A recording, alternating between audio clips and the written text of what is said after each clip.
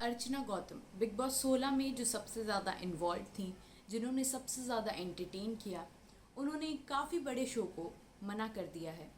यानी कि उन्हें इस जर्नी में आगे तो बढ़ना है, लेकिन एक बहुत बड़ा शो है जिसको उन्होंने करने से मना कर दिया है।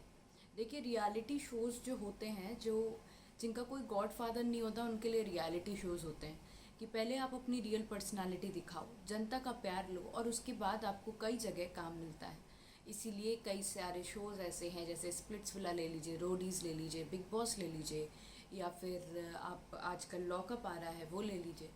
इसमें आपको मौका मिलता है कि आप अगर जाने माने कलाकार नहीं हैं, जाने माने हस्ती नहीं हैं, तो भी इन रियलिटी शोज़ में पार्ट लेके अपना नाम बना सकते हैं, और उसके बाद टीवी के लिए या फिर बॉलीवुड के लिए आप निकलना चाहते हैं तो निकल सकते हैं।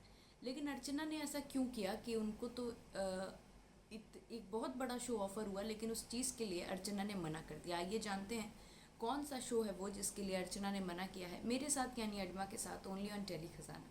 तो अर्चना ने जिस शो के लिए मना किया है वो है लॉकअप 2। जी हाँ, कल मैंने एक वीडियो बनाई थी जहाँ पे मैंने आपको ये बताया था कि लॉकअप 2 में अर्चना गौतम को अप्रोच किया जा रहा है, लेकिन उस अप्रोच को मना कर दिया है अर्चना गौतम ने। उसका कारण ये भी हो सकता है क्योंकि उन्हें एक पॉलिटिकल करियर बनाना है।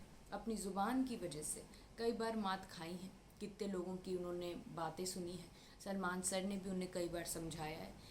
और जब दो जर्नलिस्ट घर के अंदर आए थे, या फिर आप ये समझ लीजिए जब कोई भी जर्नलिस्ट ने उनसे बात करी, तो उन्होंने सबसे ज़्यादा ज़ोर इसी पे दिया कि आपको तो पॉलिटिकल करियर बनाना है, और अगर आपको पॉलिटिकल करियर बनाना ही है और आप फाइनल हो इस चीज़ को, तो आप इस तरीके की जो भाषा बोलते हो उसको कैसे कंट्रोल करोगे।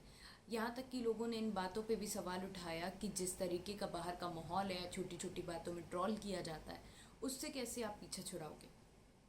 लेकिन शायद यही कारण है कि उन्होंने लॉकअप 2, जो इतना बड़ा शो है, एकता कपूर का शो है, लॉकअप 1 ने सारे रिकॉर्ड्स तोड़ दिए थे, इसलिए लॉकअप 2 और भी ज़्यादा इंटरेस्टिंग होने वाला था, लेकिन उस शो के लिए अर्चना गौतम ने मना कर दिया है।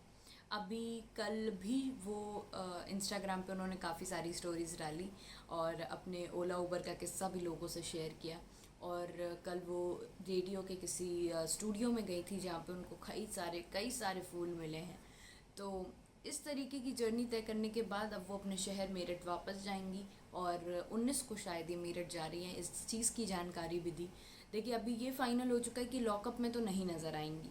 खतरों के खिलाड़ी में देखिए, हो सकता है कि खतरों का खिलाड़ी कर लें, क्योंकि उसमें ज़ुबान की ज़रूरत कम होती है, आपको टास्क करने हैं और उससे भी आप कई आगे तक जा सकते हो। बाकी लोग तो बहुत सारी बातें कर रहे हैं कि लॉकअप में आएंगी ही आएंगी, लेकिन जो मेरे पास कंफर्मेशन आई है वो यही है कि लॉकअप में अर्चना गौतम नहीं नज़र आएंगी। तब तक के लिए आप देखते रहिए टेली खजाना। अगर अभी तक आपने टेली खजाना को सब्सक्राइब नहीं किया है तो तुरंत करिए। Thank you.